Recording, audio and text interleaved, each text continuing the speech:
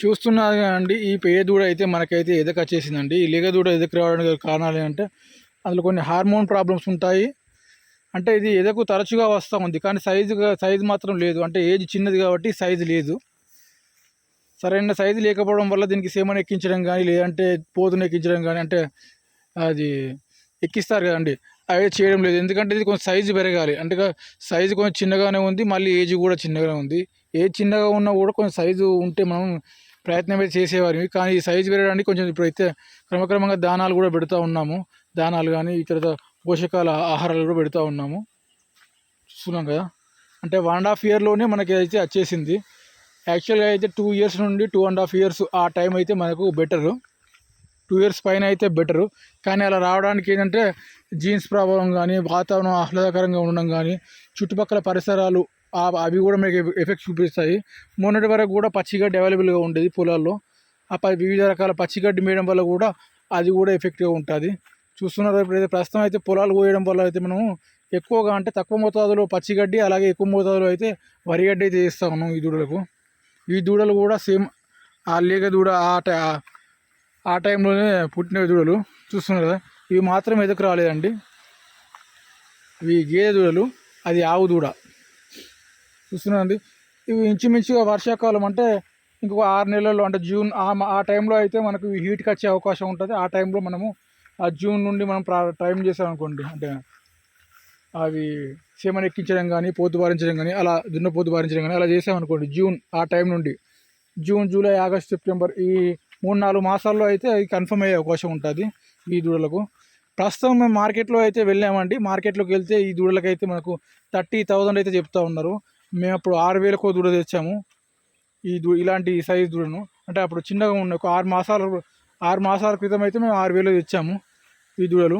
ఇప్పుడు 6 మాసాల్లోనే ఈ రేట్ అనేది 5 రెట్లు పెరిగిపోయిందండి. అంటే 6×5 = 30 ఆ స్థాయికి ఎదిగిపోయింది. మేము ఈరోజు కూడా తేవడానికి వెళ్ళాము మార్కెట్కి, దూడలు తేవడానికి వెళ్తే ఈ సైజు వాటికి 35 చెప్తా ఉన్నారు. ఇక మినిమంలో 30కి తగ్గమని వాళ్ళు చెప్పేశారు. ఇక మేము కూడా వెందిరిగా చేసాము. రేట్లు కూడా భారీగా ఉన్నాయి. అప్పుడు మనం 6,000 రూపాయలు తెచ్చేస్తే మనకు ఇప్పుడు ఒక 5 టైమ్స్ బెటర్గా, అంటే హైగా పెరిగిపోయినది, విపరీతంగా అయితే పెరిగిపోయినది. దూడలు కూడా షార్టేజ్ వచ్చాయి.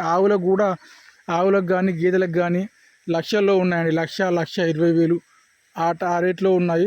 ఇక మంచి బ్రీడ్ దొరకాలంటే 80,000 అయితే, 80,000-90,000 అయితే తగ్గడం లేదు. చూస్తున్నారు కండి, ఇదైతే హీట్కి వచ్చింది. క్రమంగా 1 మంత్ నుండి కూడా హీట్కి వస్తూనే ఉంది. గత నెల రోజుల్లో కూడా హీట్లోనే ఉండిపోయింది. చూడదా, పక్కనే ఈ దూడ, చిన్న దూడను కూడా కట్టేస్తాము. ఎందుకంటే నైట్ టైంలో కానీ, డే టైంలో కానీ కుక్కలు కానీ, ఇంకా మిగతా నక్కలు, అడవి జంతువులు అలాంటివి ఉంటాయి కదా. ఇది పెద్ద దూడ, చిన్న దూడ రెండు ఒక దగ్గర కట్టేస్తాం అనుకోండి, మేత కూడా మేస్తాయి. రెండు ఫ్రెండ్గా, అంటే వాటిలో బాండింగ్ కూడా ఉంటుంది. అలాగే మనకు ఇక మిగతా అడవి జంతువులు కానీ ఏవైనా వచ్చినా కూడా ఈ దూడ కూడా ధైర్యంగా ఉంటుంది. ఆ మిగతా అడవి జంతువులు ఏమైనా కుక్కలు కానీ వచ్చాయంటే ఆ పెద్ద దూడను చూసేసి అయితే మనకు అవి పారిపోవడం జరుగుతుంది. ఇవైతే మంచి ఫ్రెండ్లీగా అయిపోయాయండి, చూసారు కదా.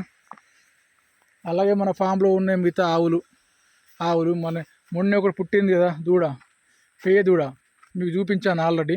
ఇది వైట్ ఆవు, రెండు కూడా జెర్సీ ఆవులండి. అక్కడ కనిపిస్తున్న బ్లాక్ కూడా రెండు జెర్సీ, కానీ ఇది మాత్రం క్రాసు, హెచ్ఎఫ్ క్రాసు. చూసారు కదా, దూడ మాత్రం హెచ్ఎఫ్ పుట్టింది. చూసారు కదా, మేస్తూ ఉంది. వరిగడ్డలు వేసాము, ఎందుకంటే చలికాలంలో హీట్ ఉంటుంది కాబట్టి మీకు ఆల్రెడీ తెలుసు, చెప్పాను. చుట్టూ ఫెన్సింగ్, మిగతా కుక్కల నుండి, మిగతా అడవి జంతువుల నుండి అయితే ప్రొటెక్షన్ కోసం చుట్టూ ఫెన్సింగ్. వరిగడ్డ వేస్తున్నాం, మధ్యాహ్నం రోజుల్లో పచ్చిగడ్డ కూడా వేస్తూ ఉన్నాము మేయడానికి. చూసారు కదా, ఈ బ్లాక్ ఆవు అయితే నేను నైట్ టైంలో అయితే, మార్నింగ్ టైంలో అయితే పొలాల్లో పచ్చిగడ్డి మేస్తాయి ఇవి, ఆవులు కానీ దూడలు కానీ. ఇక నైట్ టైంలో అయితే మేము పచ్చిగడ్డి కోసేయము. మనకు జనరల్గా మనకు వరిగడ్డి అవైలబుల్గా ఉంటుంది కాబట్టి వరిగడ్డి ఇస్తాం నైట్ టైంలో.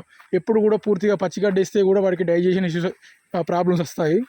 మనం పాలు ఎక్కువగా రావాలని, లేకపోతే ఇంకేదో కారణాలతో మొత్తం పచ్చిగడ్డి మెప్పితే కూడా అవి డైజెషన్ ఇష్యూ వచ్చి వాటికి ప్రాబ్లం, అంటే ఆరోగ్యపరంగా అయితే సమస్యలు వస్తాయి. చూస్తున్నారు కానీ ఇది అయితే హీట్కి అయితే వచ్చేసింది. మీరు చూసారు కదా, హీట్కి అయితే వచ్చేసింది.